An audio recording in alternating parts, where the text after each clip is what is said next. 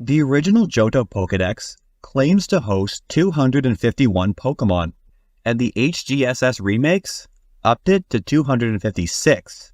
But that number is a lie. You as a player have been scammed and manipulated. 33 of these Pokemon are unavailable until the Kanto postgame, so they won't be part of your main adventure unless you trade for them. 2 more Pokemon are mythicals in Celebi and Mew, so chances are you aren't getting these either. 26 more Pokemon are unavailable until completing the Team Rocket plotline in Goldenrod City, so when the player has at least 7 badges, meaning that they won't be available for most of your adventure.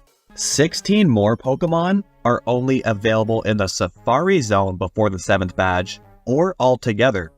I know that Safari Zone Pokemon are technically obtainable, but it kinda feels half-baked when they just throw all these Pokemon in one exclusive area, roughly 10 levels below the level curve. Plus, I personally try to always catch my Pokemon in the classic Pokeball, and I hate that I'm forced to catch these Pokemon in a Safari Ball. When I decide to use a Safari Zone exclusive Pokemon like Murkrow, I always catch a female and then breed it with a Ditto that was caught in a regular Pokeball and raise it as a new Pokemon all the way from level 1, just so that the child Pokemon will be in a Pokeball like the rest of my team. It's a nitpick for sure, but without double dipping, that is 77 Pokemon so far that are either completely unavailable until Kanto, or have some sort of major asterisk on them. Oh, you thought I was done? I can nitpick even further and say that 26 more Pokemon are from lines that require an evolution stone to fully evolve. Now, I'm being fair here and saying that this does not include moonstones, which are inexplicably easy to find in hgss, whereas fire, water, thunder, leaf, and sunstones are extremely rare and require either a meticulous minigame grind session at the Pokeathlon or an ungodly amount of patience waiting for a Pokegear phone call from certain trainers, or by winning a bug catching contest which you can only do once a day, 4 times a week.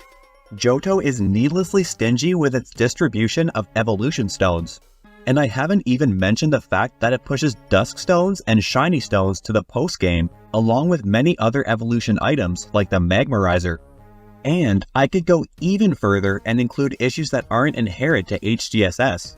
If you take in the fact that 21 more Pokemon are from lines with a trade evolution, which many players are unable to obtain. Now I'll remind you that I'm not double dipping here. For example, the Porygon line requires a trade to evolve while holding an upgrade, but I've already listed these 2 as being locked behind the postgame, so I'm not counting them again here. Altogether, that adds up to 124 Pokemon that you can put some kind of asterisk on. That is almost half the Pokedex in hgss. And that is not even counting the version exclusives per game. I didn't count these because they're a little uneven depending on the version.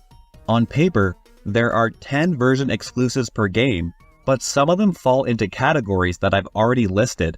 For example, in soulsilver, we've already counted Vulpix and Ninetales as stone evolutions, and checked off Teddiursa, Ursaring, Delibird, and Skarmory for late availability. So really, soulsilver only has 4 version exclusives that we haven't counted already, whereas heartgold has 5 since Mantine is available earlier than its counterpart Skarmory. But just know that the real number of Pokemon that we have to think twice about using is 124 and change.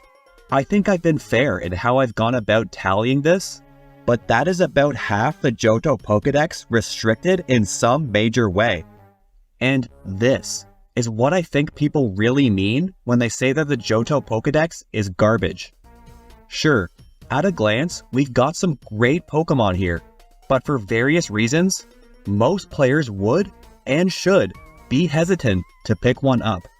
And a lot of these Pokemon, I know, are obtainable via the Pokewalker, and while I think it is a cool accessory, it's not very future-proof, and I'm sure only a very small percentage of players still have their Pokewalker from 2010.